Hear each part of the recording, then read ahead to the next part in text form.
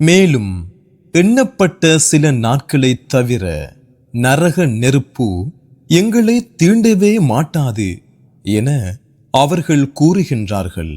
அதற்கு நபியே, அவர்களிடம் நீர் கேளும், அல்லாஹுவிடம் ஏதேனும் அவ்வாறு ஓர் வாக்குறுதியை நீங்கள் எடுத்துக் கொண்டிருக்கிறீர்களா?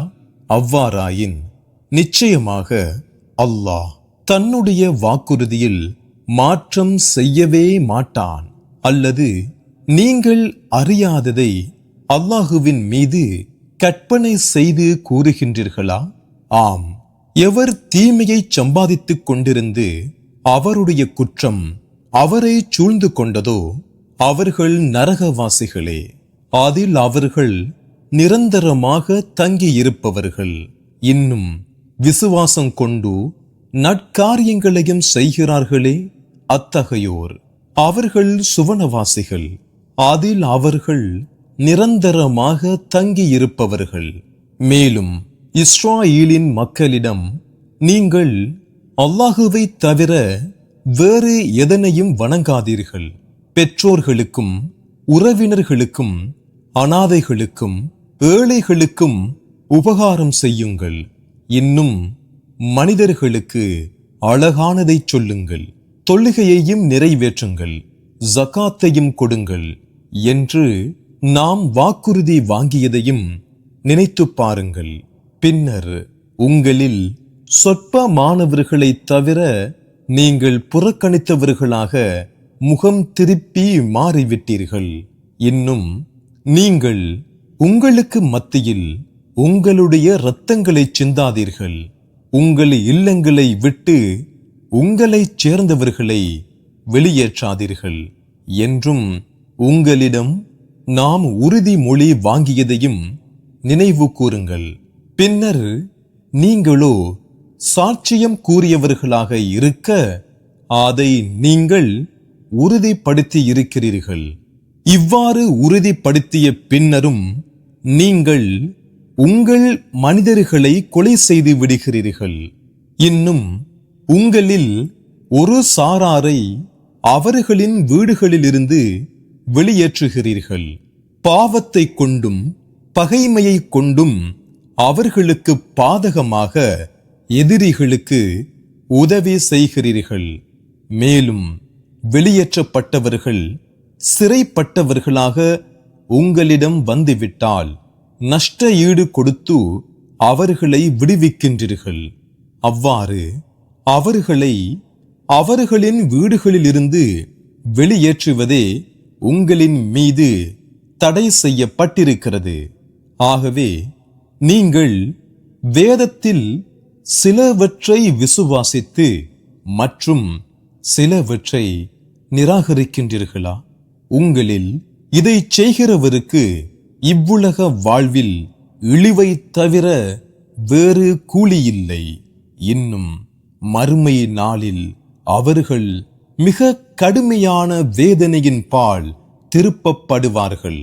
அன்றியும் நீங்கள் செய்பவற்றை பற்றி அல்லாஹ் பராமுகமானவன் அல்லன்.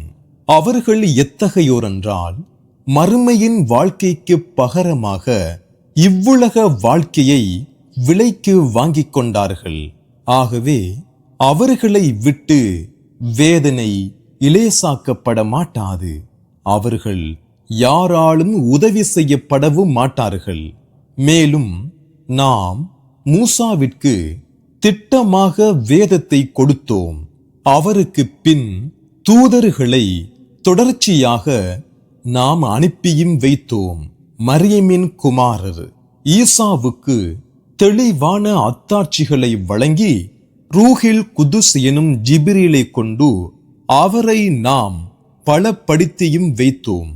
உங்கள் மனம் விரும்பாததை நம்முடைய எந்த தூதரும் உங்களிடம் கொண்டு வந்த போதெல்லாம் அதை ஏற்காது புறக்கணித்து பெருமையடித்துக் கொள்கிறீர்களா?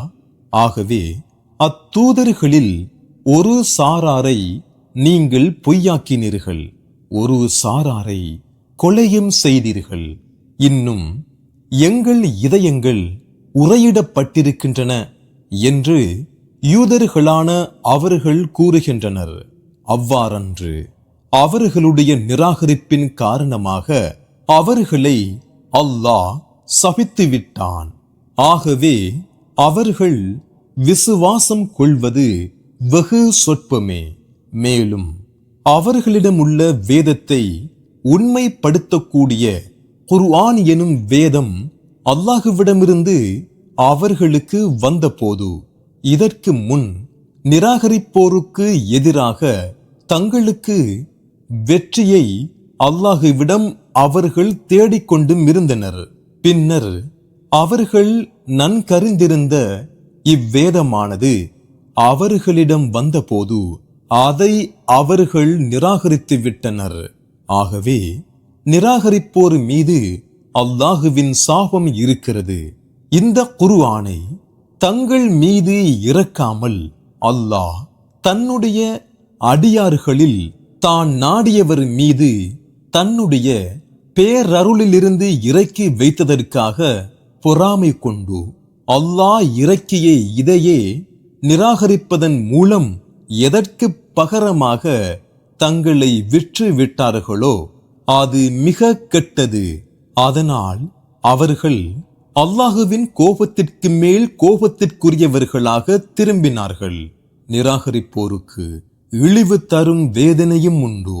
மேலும் அல்லாஹ் இறக்கி வைத்த இவ்வேதத்தை நீங்கள் விசுவாசம் கொள்ளுங்கள் என அவர்களுக்கு கூறப்பட்டால், எங்கள் மீது இறக்கப்பட்ட தௌராத்தை விசுவாசிப்போம் என கூறுகிறார்கள். அதற்கு பின்னால் உள்ள குர்ஆன் வேதத்தை நிராகரித்தும் விடுகின்றார்கள். ஆனால் அவர்களிடம் இருப்பதை உண்மைப்படுத்தக்கூடியதாக இருக்கும் நிலையில் இதுவே சத்தியமானதாகும். நபியே, அவர்களிடம் நீங்கள் விசுவாசம் கொண்டோராக இருந்தால் அல்லாஹுவின் நபிமார்களை இதற்கு முன் நீங்கள் ஏன் கொலை செய்தீர்கள் என்று நீர் கேட்பீராக. மேலும் மூசா உங்களிடம் தெளிவான அத்தாட்சிகளை நிச்சயமாக கொண்டு வந்தார். அப்பால் அவருக்கு பின்னர் நீங்கள் காளை கன்றை தெய்வமாக எடுத்துக்கொண்டீர்கள். அந்நிலையில் நீங்களோ அநியாயக்காரர்களாக இருக்கிறீர்கள். உங்களிடம் நாம் வாக்குறுதி வாங்கி இன்னும் தூரை சினாய் மலையை உங்களுக்கு மேல் உயர்த்திய பொழுது உங்களுக்கு நாம் கொடுத்த தௌராத்தை பலமாக பிடியுங்கள், இன்னும் அதை செவிசாய்த்து கேளுங்கள் என்று கூறியதையும் நினைவு கூறுங்கள். அதற்கு அவர்கள், நாங்கள் செவியேற்றோம், இன்னும் உம் கட்டளைக்கு நாங்கள் மாறு செய்தோம் என்று கூறினார்கள். மேலும் அவர்கள் நிராகரித்ததன் காரணமாக அவர்களுடைய இதயங்களில் ஒரு காளை கன்றின் அன்பினை புகட்டப்பட்டு விட்டார்கள். நீங்கள் விசுவாசம் கொண்டோராக இருந்தால் எதை செய்யுமாறு உங்களுடைய விசுவாசம் தூண்டுகிறதோ அது மிக கெட்டது என்று நபியே கூறுவீராக. அல்லாஹுவிடமிருக்கும் மறுமை வீடானது மற்ற மனிதர்களுக்கன்றி உங்களுக்கே சொந்தமாக இருந்து அதில் நீங்கள் உண்மையாளர்களாக இருப்பின் அவ்வீட்டிற்கு செல்வதற்காக மரணத்தை நீங்கள் விரும்புங்கள் என நபியே நீர் கூறுவீராக. ஆனால் அவர்கள் கரங்கள் முற்படுத்தி வைத்தவற்றின் காரணத்தால் அதை அவர்கள் ஒருபோதும் விரும்பவே மாட்டார்கள். மேலும் அநியாயக்காரர்களை அல்லாஹ் நன்கறிகின்றவன். மேலும் மற்றைய மனிதர்களையும் குறிப்பாக இணை வைத்துக் கொண்டிருந்தோரையும் விட இவ்வுலக வாழ்வின் மீது அதிக பேராசை கொண்டவர்களாக நபியே அவர்களை நிச்சயமாக நீர் காண்பீர். அவர்களில் ஒருவன் தான் 1000 வருடங்கள் வயதளிக்கப்பட வேண்டுமென விரும்புவான். அவ்வாறு அதிக நாட்கள் அவன் வயதளிக்கப்பட்டாலும் அது நரக வேதனையிலிருந்து ஒரு சிறிதும் அவனை தூரமாக்கி வைத்து விடாது. இன்னும் அல்லாஹ் அவர்கள் செய்பவற்றை பார்க்கின்றவன். எவர் ஜிப்ரீலுக்கு விரோதியாக உள்ளாரோ அவருக்கு நீர் கூறுவீராக. நிச்சயமாக அவர்தாம் அல்லாஹுவின் கட்டளை கிணங்கி இதயத்தின் மீது குர்ஆனாகிய இதனை இறக்கி வைத்தார். இது தனக்கு முன்னுள்ள வேதங்கள் அனைத்தையும் உண்மைப்படுத்தக்கூடியதாகவும் நேர்வழி காட்டுகிறதாகவும் விசுவாசம் கொண்டோருக்கு நன்மாராயமாகவும் இருக்கின்றது. உங்களில் எவர் அல்லாஹுவுக்கும் அவனுடைய மலக்குகளுக்கும் அவனுடைய தூதர்களுக்கும் ஜிப்ரீலுக்கும் மீகாயிலுக்கும் பகைவராக இருக்கிறாரோ அத்தகைய நிராகரிப்போருக்கு நிச்சயமாக அல்லாஹ் பகைவனாக இருக்கிறான்.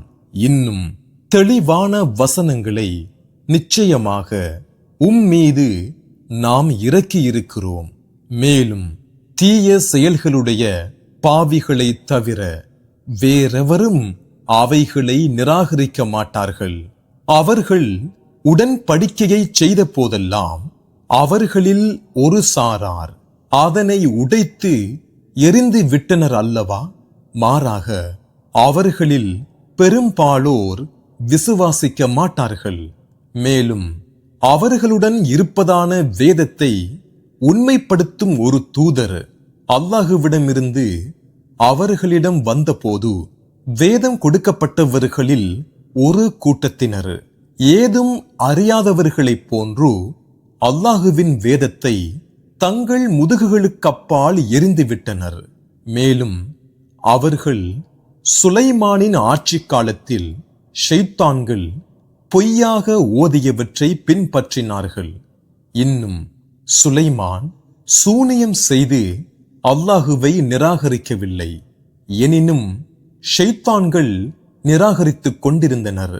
அவர்கள் சூனியத்தையும் பாபிலோன் நகரினில் ஹாருத் மாருத் எனும் இரு மலக்குகளுக்கு இறக்கப்பட்டிருந்ததாக கூறி பலவற்றையும் மனிதர்களுக்கு கற்றுக் கொடுத்து வந்தார்கள்.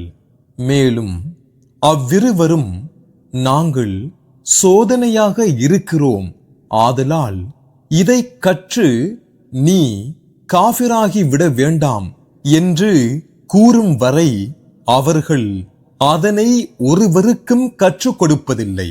ஆகவே கணவனுக்கும் மனைவிக்கும் இடையில் எதை கொண்டு பிரிப்பார்களோ அதை அவ்விருவரிடமிருந்து கற்றுக்கொள்வார்கள்.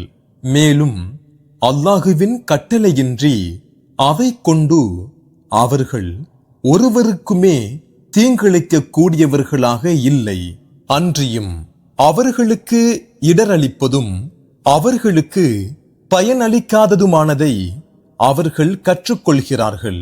இன்னும் அச்சூனியத்தை எவர் விலைக்கு வாங்கிக் கொண்டாரோ அவருக்கு மறுமையில் எந்த பாக்கியமும் இல்லை என்பதை திட்டமாக அவர்கள் அறிந்திருக்கின்றனர். மேலும் அவர்கள் அறிந்து கொள்ளக்கூடியவர்களானால் எதற்கு பகரமாக தங்களையே அவர்கள் விற்று விட்டார்களோ அது மிக கெட்டது. இன்னும் நிச்சயமாக அவர்கள் விசுவாசம் கொண்டு அல்லாஹுவினால் தடுக்கப்பட்டவற்றை தவிர்த்து அஞ்சிக் கொண்டார்களானால் அவர்களுக்கு திட்டமாக அல்லாஹுவிடமிருந்து கிடைக்கும் நற்கூலி மிகச் சிறந்ததாக இருக்கும். இது பற்றி அவர்கள் அறிந்து கொள்வார்களானால் மிக்க நன்று.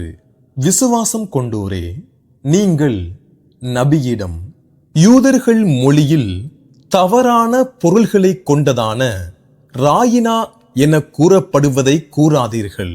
எங்களை கவனிப்பீராக என்ற பொருள் கொண்ட உள்ளுர்னா என்று கூறுங்கள். இன்னும் அவர் கூற்றுக்கு நீங்கள் செவிசாயுங்கள். மேலும் நிராகரிப்போருக்கு மிக துன்புறுத்தும் வேதனையுண்டு. விசுவாசம் கொண்டோரே, வேதத்தை உடையோரில் நிராகரிப்போரும் இணை வைத்துக் கொண்டிருப்போரும் எந்த நன்மையும் உங்கள் இரட்சகனிடமிருந்து உங்கள் மீது இறக்கி வைக்கப்படுவதை விரும்புவதில்லை. அல்லாஹுவோ தான் நாடியவருக்கு தன் கிருபையை சொந்தமாக்கி விடுகிறான்.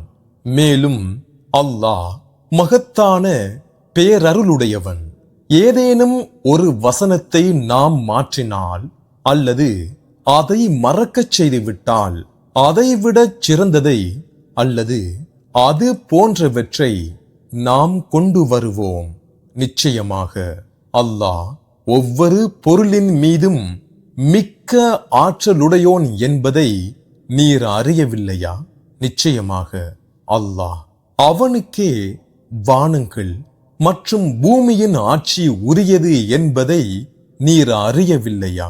விசுவாசம் கொண்டோரே, அல்லாஹுவை தவிர உங்களுக்கு எந்த பாதுகாவலரும் எவ்வித உதவியாளரும் இல்லை. விசுவாசம் கொண்டோரே, இதற்கு முன்னர் மூசாவிடம் கேள்விகள் கேட்கப்பட்ட மாதிரி நீங்களும் உங்கள் தூதரிடம் வீணான கேள்விகளை கேட்க நாடுகிறீர்களா? எவர் இவ்வாறு கேள்விகளை கேட்டு தன்னுடைய ஈமானை நிராகரிப்பை குஃப்ரை கொண்டு மாற்றிக் கொள்கிறாரோ அவர் நேரான வழியை திட்டமாக தவறவிட்டு விட்டார்.